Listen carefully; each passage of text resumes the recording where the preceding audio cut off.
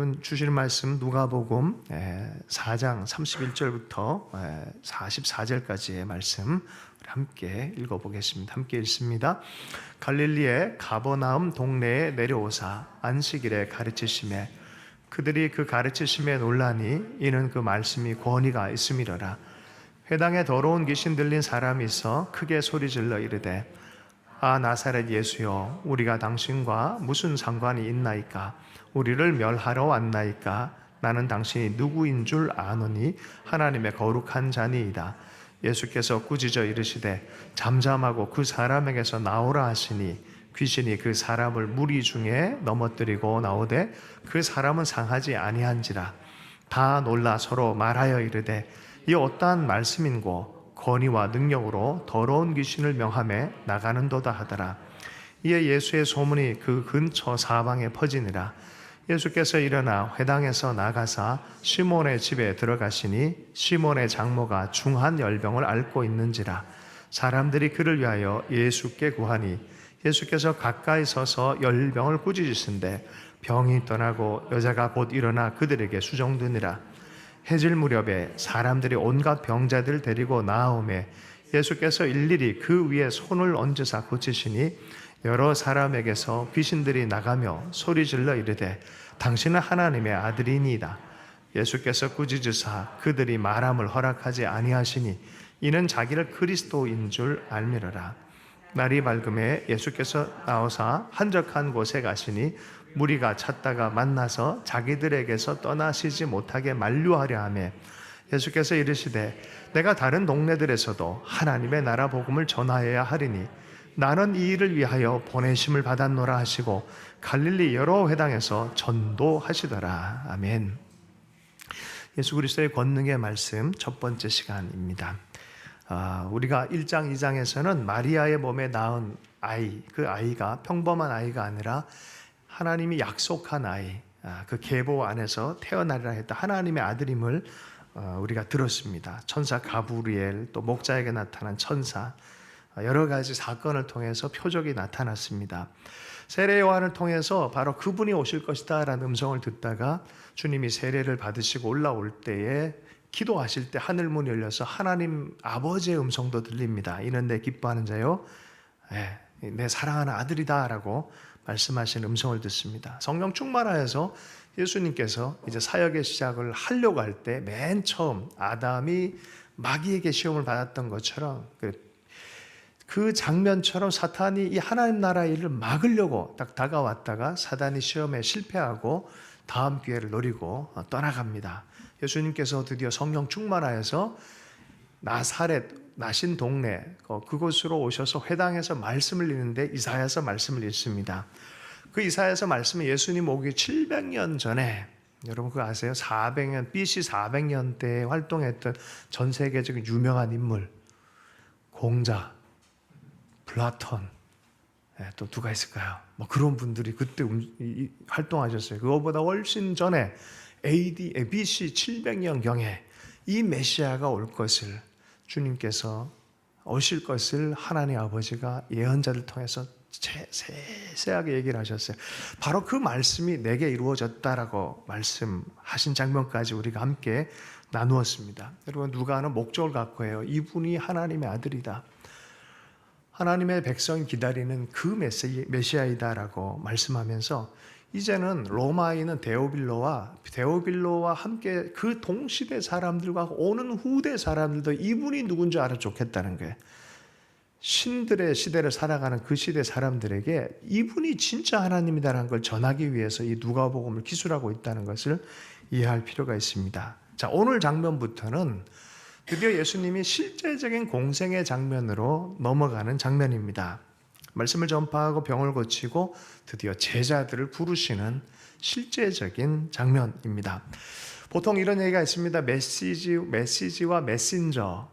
메시지를 거부하지 못하면 메신저를 공격하라라는 그런 말이 있어요.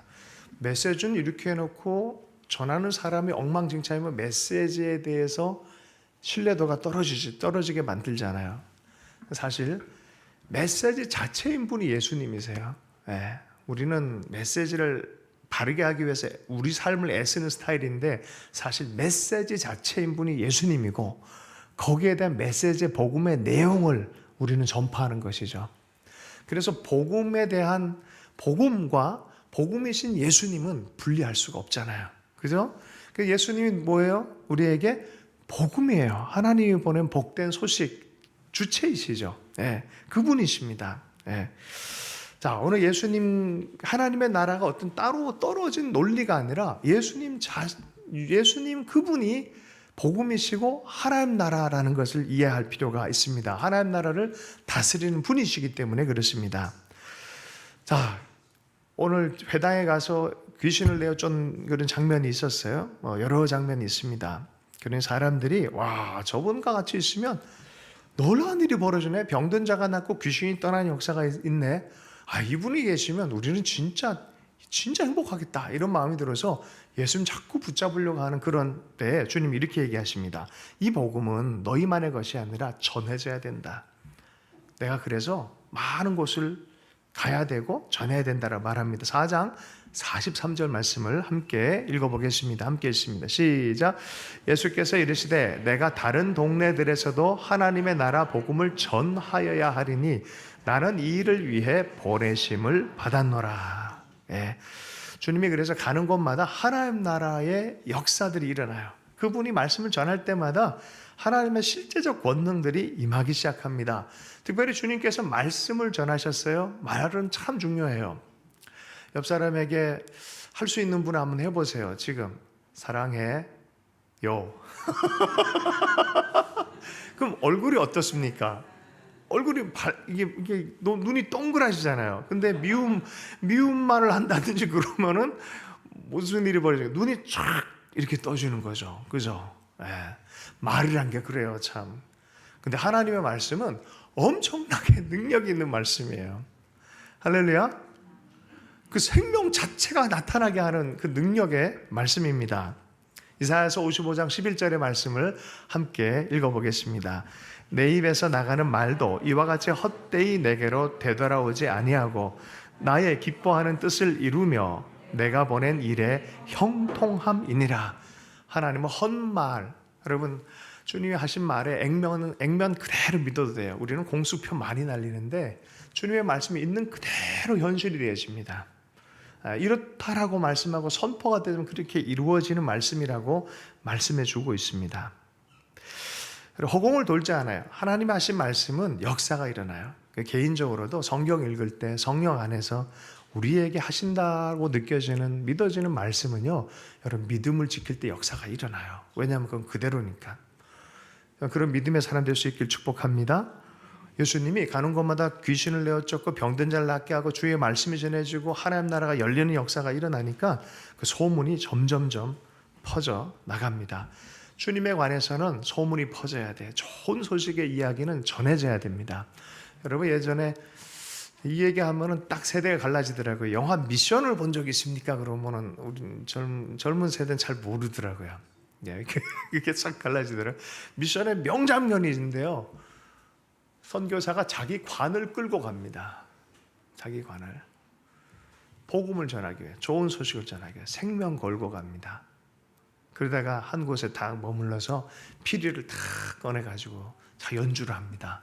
가브리엘스 오보에 바라바라밤.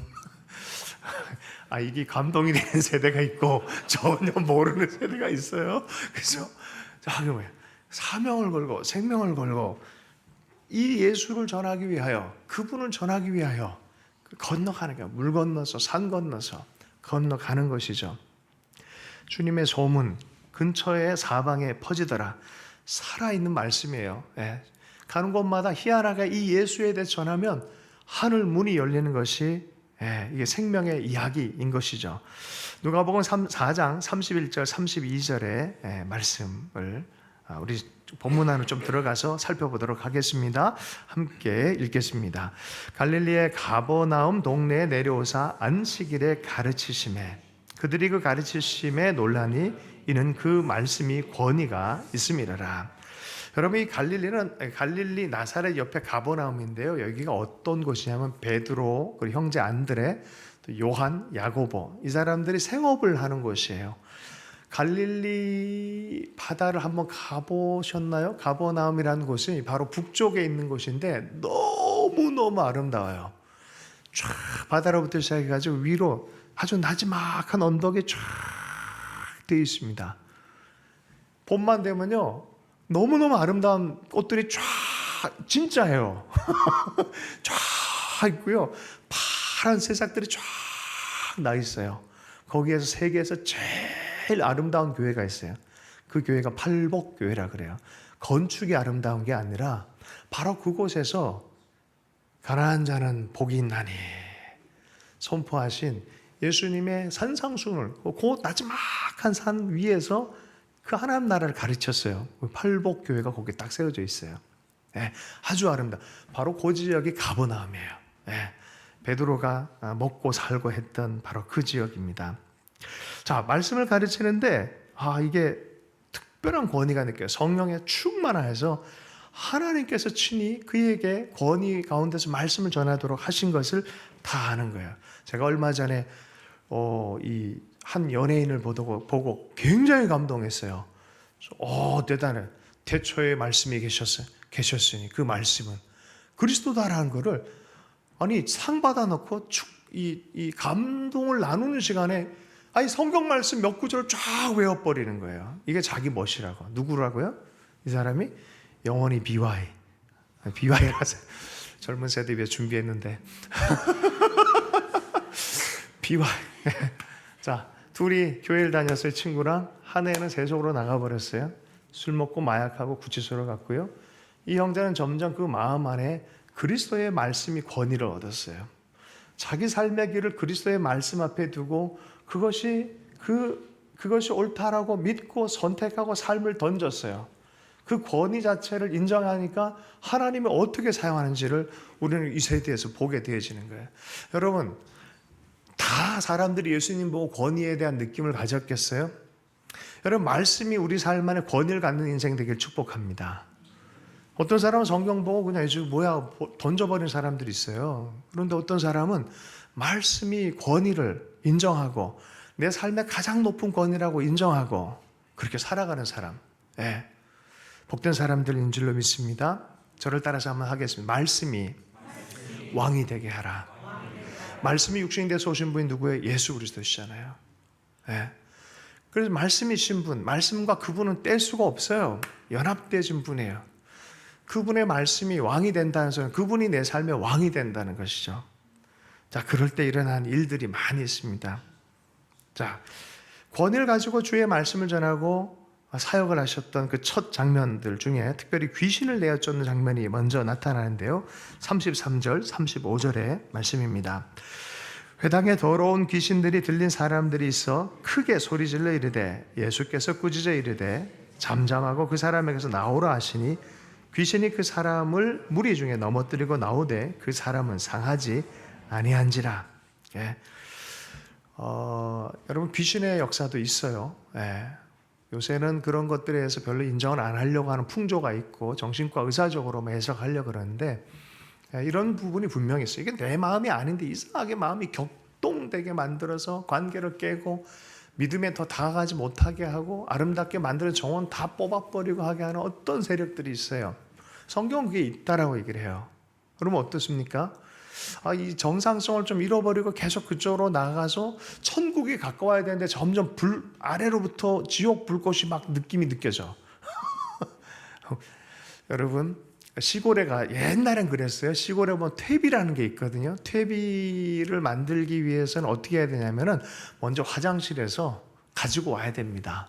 그걸 일부 이렇게 하고 흙이랑 이거 섞어가지고 확 저어놔요. 그러면요, 바람이 불고 이러면은 이렇게 냄새가 확 나다가도 꾸덕꾸덕해집니다. 그러면 그거 가지고 비료로 사용하는 거예요. 애들이 그걸 모르고 장난을 칠 때가 있어요. 어떤 때요? 장대기를 갖고 가서 푹 찌르면요, 어떤 일이 벌어집니까? 냄새가 진동을 합니다. 때로는 애들이 막 뛰어가다가 어떤 애가 발을 푹 빠져가지고 훅 훅 들어갑니다. 상상을 깊이 하는 분들이 계신 것 같은데 훅 들어가서 빼면은 이게 난리가 나는 거예요. 그날은. 여러분 우리도 마찬가지예요. 덮어둬야 되고 보혈 아래 둬야 되는 것들을 어느 날 갑자기 작대기로 푹 찌를 때가 있어요. 그런 식으로 마음을 공격하고 힘들게 할 때가 있어요. 그럴 때 내 마음뿐만이 아니라 어떤 것들에 대해서 이건 정상성이 아닌데 저분이 왜 저러고 난 또 왜 이러지? 라고 생각할 때 어떻게 하라고요? 이거는 어쩌면 하나님의 사람들에게 억압하는 일들이 생기는 것일 수도 있다라고 빨리 이해할 필요가 있죠. 그죠?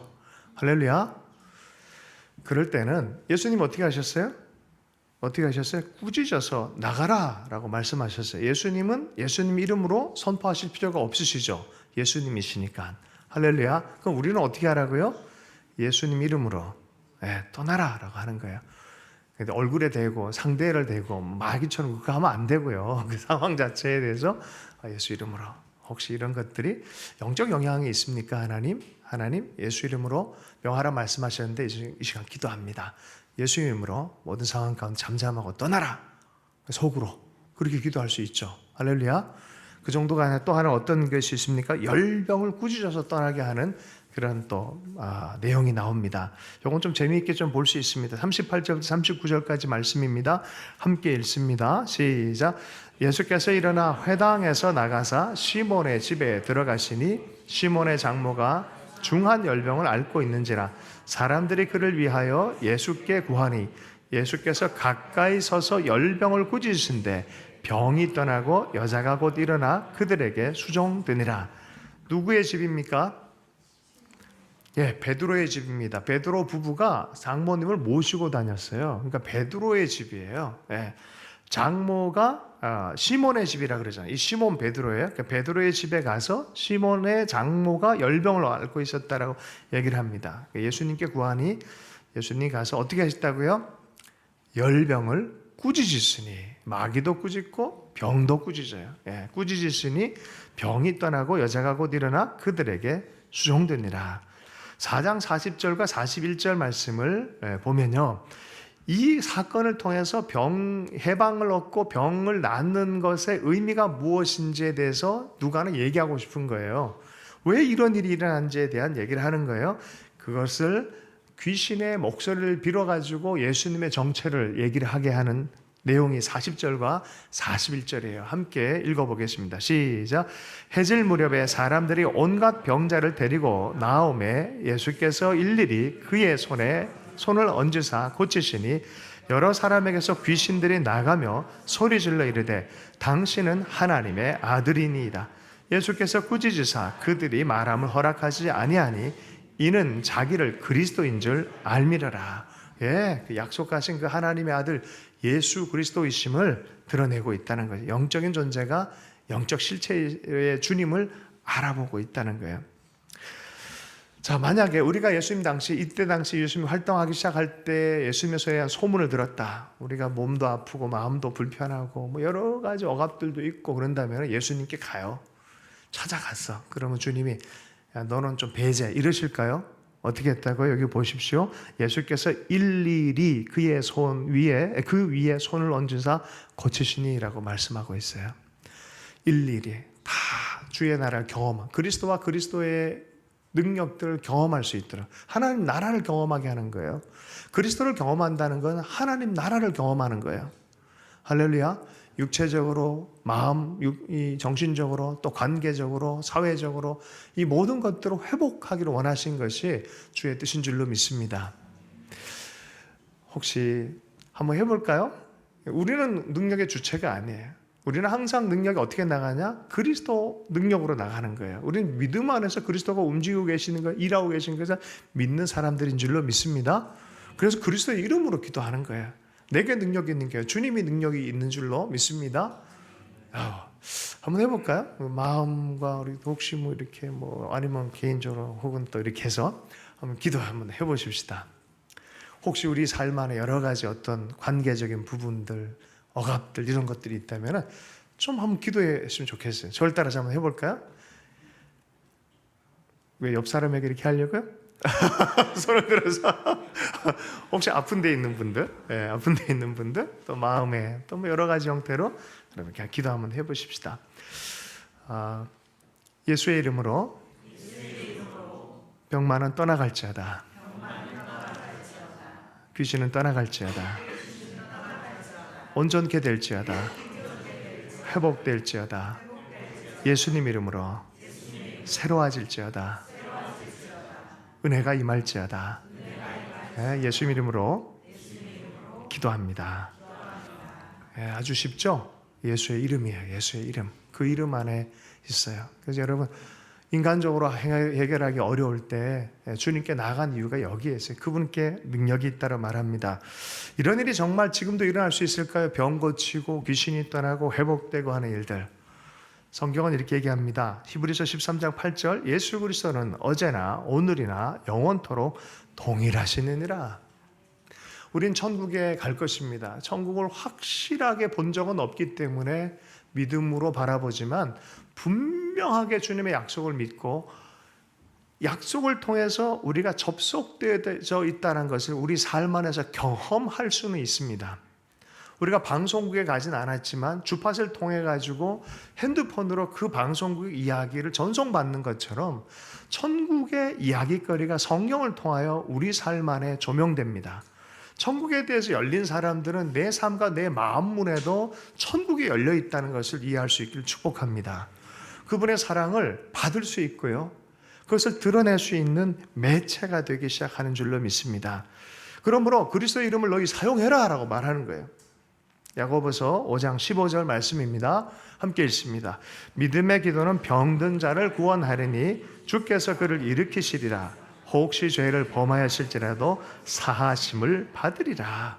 병든 자를 구원하고 죄는 누가 사합니까? 하나님만 사할 수 있잖아요. 병든 자를 사하는 역사가 너희들에게 주어졌다. 예수 이름으로 기도하고 예수 이름으로 용서를 선언하고 놀라운 거 아니겠습니까? 그죠? 고린도전서 15장 53절의 말씀입니다. 우리의 마지막 그림은 그렇습니다. 병들어서 죽고 시체가 썩어가고 허무하게 끝나는 그런 어떤 다른 세계관이 아니라 성경적 이야기는 여기에 닷을 내리고 있습니다. 15장 53절 말씀입니다. 이 썩을 것이 반드시 썩지 아니할 것을 입겠고 이 죽을 것이 죽지 아니함을 입으리라. 아멘. 믿음의 기도와 또 치유의 역사들을 통해서 주님께 남다른 어떤 하나님 나라가 실체적으로 경험되어지는 것들이 사람들한테 나타났죠. 권위와 능력이 나타나기 시작했습니다. 예수님이 일일이 그들을 치유하고 고쳐주셨습니다. 자, 이제 제자들을 이제 한 명 한 명 부르는 장면을 우리가 함께 좀 넘어가 보도록 하겠습니다. 저는 이게 너무 감동이 되는 것이 주님이 제자들이 주님을 찾아간 게 아니라 주님이 제자들을 찾아간다는 거야. 사실 우리가 주님을 항상 찾아가는 것처럼 보이는데 실은 주님이 우리를 찾아오셨기 때문에 내가 그렇게 찾아가는 것들을 성경을 통해서 보게 되어집니다. 선행적으로는 실은 하나님이 우리를 향해서 찾아오시는 하나님. 제자를 부르실 때도 이렇게 찾아오시죠. 자, 장모를 낫게 하신 예수님이 이번에는 생업의 현장에 베드로를 찾아간 이야기입니다. 밤새도록 고기를 잡았는데 한 마리도 잡질 못했어요. 이날은 허탕이었습니다. 기분이 아주 묘할 때, 그물을 씻고 있을 때 예수님이 무리와 더불어 오십니다. 갈릴리 바다는 잔잔해요. 그런데 갑자기 많은 배가 있는데 베드로의 배를 딱 올라오십니다. 그리고 이 해안가에서 조금 뛰기를 원하세요. 이렇게 싹 뛰면요, 이게 배 위에 딱 올라가시면 무슨 일이 벌어지냐면은 이게 딱 연단이 돼요. 연단. 그래서 사람들이 쫙 이렇게 듣습니다. 조금 띄어져서 해풍이 이렇게 불다 보니까 낮에는, 그러니까 말씀을 전하면 자연스럽게 이렇게 울려서 들려지는 거죠. 근데 설교를 어디서 했다고요? 베드로의 배 위에서 했다는 거예요. 자, 그 다음 장면이 이렇습니다. 자, 5장 4절 5절의 말씀입니다. 함께 읽습니다. 시작. 말씀을 마치시고 시몬에게 이르시되 깊은 데로 가서 그물을 내려 고기를 잡으라. 시몬이 대답하여 이르되 선생님, 우리들이 밤이 새도록 수고하였으되 잡은 것이 없지만은 말씀에 의지하여 내가 그물을 내리리이다. 우리가 어부고 평생 이렇게 생업을 이렇게 사는 이 어부의 삶을 살았는데 이게 좀 말이 안 되지만 내가 오늘 예수님, 당신이, 선생님이 지금 여기서 막 활동도 많이 하고 능력도 베푸시고 하신 주님이 설교하신 그 설교 내용 때문에 제가 한번 믿어보고 해볼게요라는 거예요. 여러분, 믿음과 순종은 뗄 수는 없지만 구분은 됩니다. 근데 이게 사실 감정적 믿음은 별로 없는데 말씀을 따라서 하라 그러니까 한번 해보겠습니다라는 거예요. 이게 되게 중요한 포인트예요. 보세요. 와, 믿어져. 막 할 것 같아. 결정적 순간에 돌아서는 사람이 있는 반면에 안 믿어져. 마음도 꿀꿀해. 그런데 기분은 나빠. 그런데 말씀이라고 하니까 한번 해보는 사람이 있어요. 그런 측면에서 믿음보다 순종이 더 낫습니다. 예배 드릴 때 예수님이 얘기한 예배 드리는 행위보다 순종이 훨씬 낫다고 얘기를 합니다. 순종을 통하여 그것이 진짜인지 아닌지를 경험하기 시작하고 하나님을 기뻐하는 대상으로 체험할 수 있기 때문에 그렇습니다. 여러분, 순종해 보십시오. 그 얘기. 내가 좀 감정적으로 별로 안 믿어지지만 내가 어부인데 내가 얼마나 많이 이렇게 했는데요. 근데 이게 낮에는 안 되는데 밤에 고기 잡는 건데 이거 안 될 것 같은데 그러나 말씀에 의지해서 내가 한번 해보겠습니다라는 거예요. 6절 7절 결과가 어떻게 됐습니까? 6절 7절 말씀 한번 읽어보겠습니다. 시작. 그렇게 하니 고기가 잡은 것이 심이 많아 그물이 찢어지는지라. 이에 다른 배에 있는 동무들에게 손짓하여 와서 도와달라 하니 그들이 와서 2배의 채움에 잠기게 되었더라. 아멘. 할렐루야. 잠기게 됐대요. 주님 어부보다 훨씬 더 전문가적 안목으로 안 되는 곳인데 잡혀버렸어요. 그것도 4배 정도 가는 옆에 있는 친구 동료의 배까지 다 가득 만선의 기적을 경험을 한 것입니다. 여러분에게도 이런 축복이 있을지어다 그럼 대부분 아멘 하죠. 그죠? 근데 사실은 이게 왜 이야기를 이렇게 전하고 있는지가 더 중요합니다. 왜 주님은 베드로의 집을 자꾸 찾아가고 왜 주님은 베드로의 배에 찾아가서 왜 이런 것까지 할까? 다른 복음서에 보면은 베드로를 만났던 장면이 조금 다르게 서술되어 있어요. 이게 보이십니까 이제? 다른 복음서에 보면 이렇게 설명이 안 돼 있어요. 그러니까 어떤 학자는 이 이야기는 몇 번에 걸쳐서 베드로를 부르시는 부르심이라고 해석을 해요. 이제는 못 피할 정도로 와버렸어. 베드로를 찾아왔어. 이 배 위에까지 또 올라오셨어. 그러니까 이거 어떡하지? 경험해버렸어 베드로가. 그러니까 어떤 말이 듭니까? 나를 떠나소서. 무슨 소리예요? 너 나 따라와라. 너 나와 함께 하나님 나라 일하자. 사람 넉넉 어부가 되자라고 말했는데 이게 매우 왔다 갔다 하는, 여러분 베드로는 이 기질로 평생 갑니다. 이 초기에도 이랬고요. 예수의 십자가 사건에도 그랬고요. 로마에 가서 순교할 때도 그랬어요. 그때도 예수님이 그죠? 코바디스 도미네 그러잖아요. 주님 어디로 가십니까? 야, 네가 버린 로마로 간다 그러니까 정신 번쩍 들어 다시 돌아갑니다. 이러면서 끝까지 가는 베드로. 저는 이 베드로가 너무 좋습니다. 왜냐하면 우리 안에 다 이런 게 있기 때문에. 그러나 너무 감사한 거는 끝까지 포기하지 않았다는 거. 흔들리면서 믿음의 시도, 말씀에 의지해서 또 가고 했던 베드로의 모습입니다. 실상을 찾아오신 예수님, 삶의 현장을 찾아오신 예수님, 엄청난 어획량을 경험하고 나서 주님이 부르시는 부르심, 너 나와 동역하자. 그 내려놓고 동역하자라고 말한 거죠. 이사야서 53장 4절 5절의 말씀입니다. 사람을 고치고 구원하는 일에 너 나와 동역하자라는 주님의 부르심의, 이 주님의 정체성의 기초가 여기에 있죠. 함께 읽어보겠습니다. 시작. 그는 실로 우리의 질고를 지고 우리의 슬픔을 당하였거늘 우리는 생각하기를 그는 징벌을 받아 하나님께 맞으며 고난을 당한다 하였노라. 그가 찔림은 우리의 허물 때문이요 그가 상함은 우리의 죄악 때문이라. 그가 징계를 받음으로 우리는 평화를 누리고 그가 채찍에 맞음으로 우리는 나음을 받았도다. 네. 주님은 이 하나님 나라 사건이 실제적으로 자기 삶으로 풀어지고 있는 걸 아셨고, 그리고 이것을 위해서 십자가 지는 것을 아셨고, 이 일을 위하여 제자들고 동역하도록 부르고 있는 것이죠. 어쩌면 베드로의 주님 나를 떠나십시오라고 말하는 것이 어쩌면 우리가 인지상정상 이해할 수 있는 부분인 것 같아요.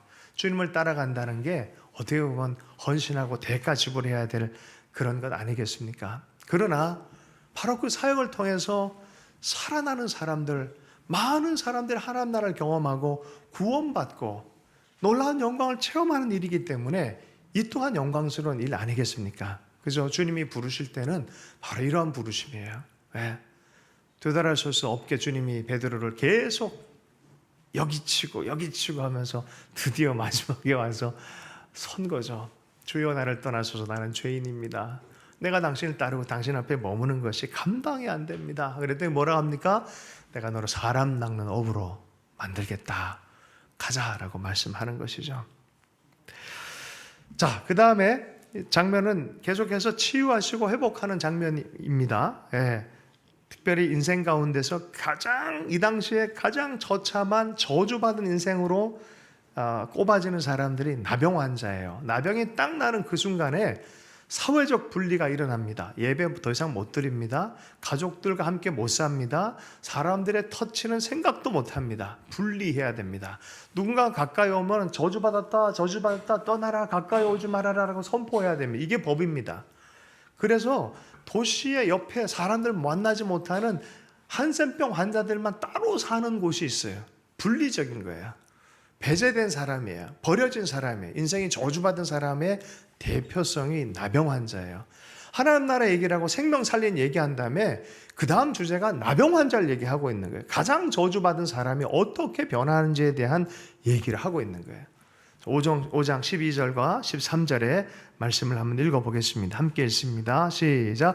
예수께서 한 동네에 계실 때 온 몸에 나병 들린 사람이 있어 예수님을 보고 엎드려 구하여 이르되 주여 원하시면 나를 깨끗하게 하실 수 있나이다 하니 예수께서 손을 내밀어 그에게 대시며 이르시되 내가 원하노니 깨끗함을 받으라 하신대 나병이 곧 떠나니라. 너무나 짧은 이게 막 구구절절 수많은 사연을 이렇게 적어야 되는 내용일 것 같은데 딱 2줄 안에 다 설명이 돼 있어요.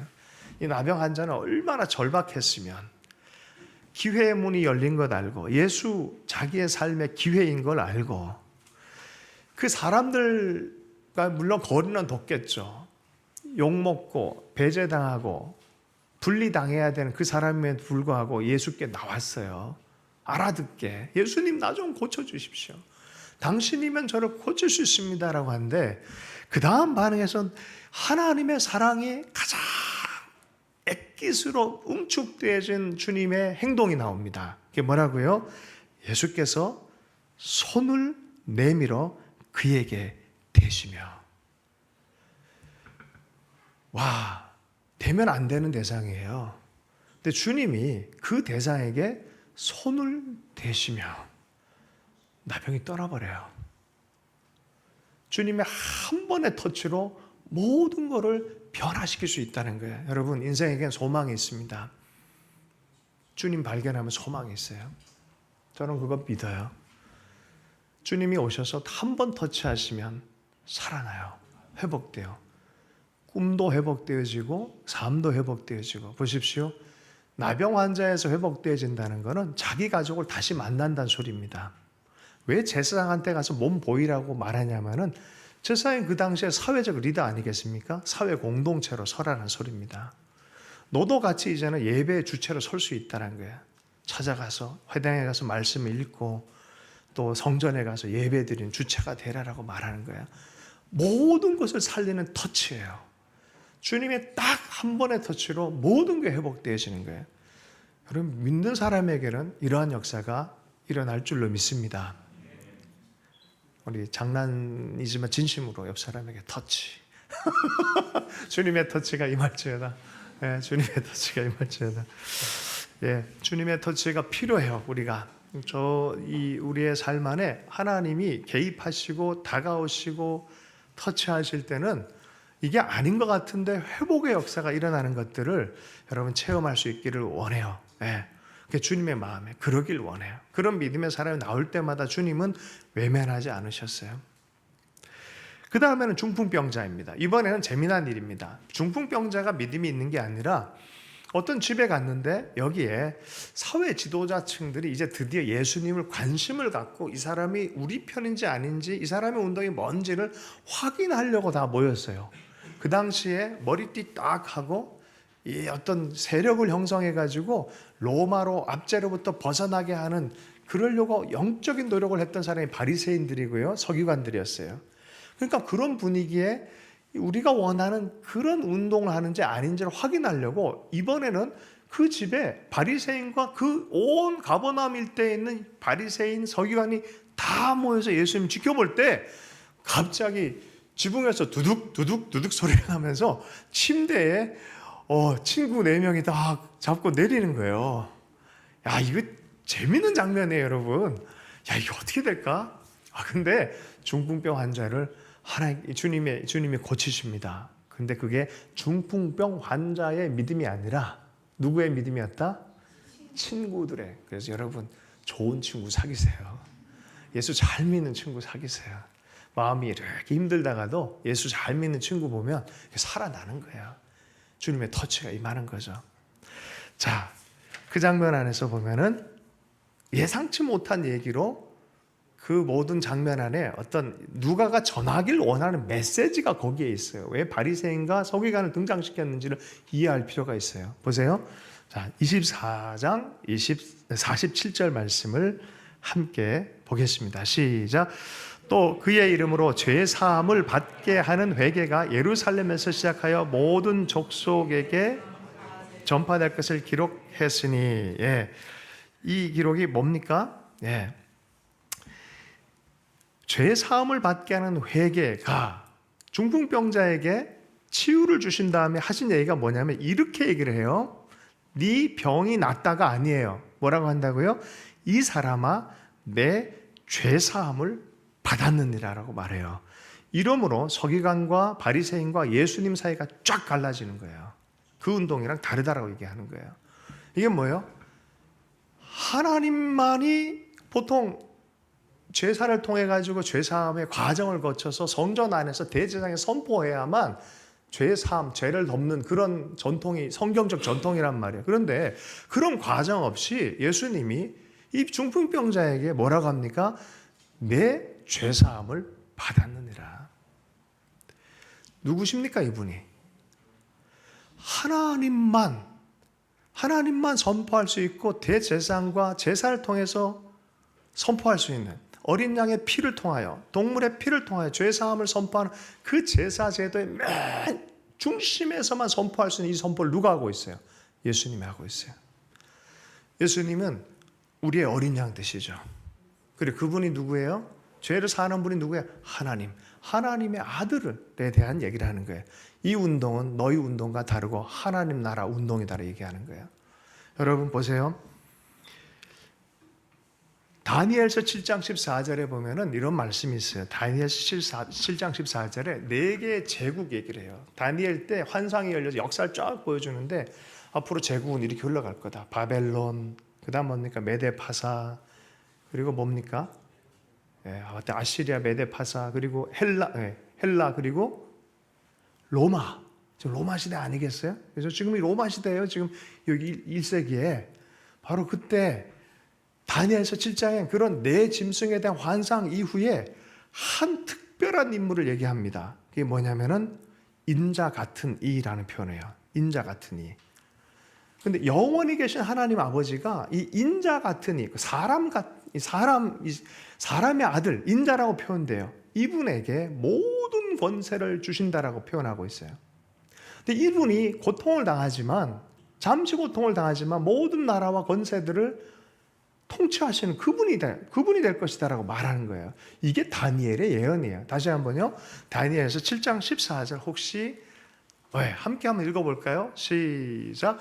그에게 권세와 영광과 나라를 주고 모든 백성과 나라들과 다른 언어를 말하는 모든 자들이 그를 섬기게 하였으니 그의 권세는 소멸되지 않은 영원한 권세와 그의 나라는 멸망하지 아니할 것이니라. 예, 4장 13절에 인자 같은 이라는 표현이 있어요. 예, 그 인자가 누구냐? 예수 그리스도. 온 열방과 나라를 하나님 나라로 변화시키고 그의 통치를 드러내는 일들을 위해서 부름받은 분이다라고 말씀하고 있는 줄로 믿습니다. 제자들을 불러요. 제자 갈릴리의 제자들을 하나님께서 명령하실 때, 부활하실 때 어떻게 말합니까? 목적이 뭐예요? 열방 가운데 땅 끝까지 가서 모든 민족에게 복음을 전해라. 내 동역자로 전해라. 성령을 통하여 내가 너와 영원토록 땅 끝까지 마지막 때까지 함께 할 것이다. 여러분, 교회는 그래서 성령을 통하여 예수 그리스도와 함께하는 공동체인 줄로 믿습니다. 선교적 부름을 받은 동역자 공동체인 줄로 믿습니다.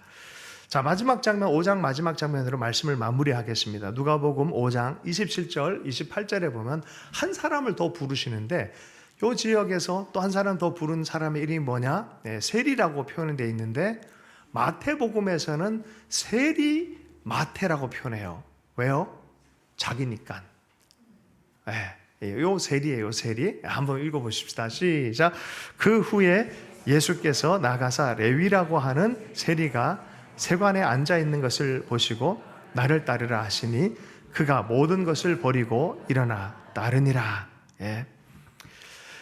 우리 요 짧게는 뭐 금방금방 뭐 말씀하니까 푹 오고 아주 뭐 기적적으로 막 따르고 뭐 이런 것 같은데 사실 자세히 전체적인 걸 보면 주님이 계속해서 제자를 찾아오고 설득하고 함께 하자라고 말씀하면서 데리고 가는 것을 보게 되어집니다.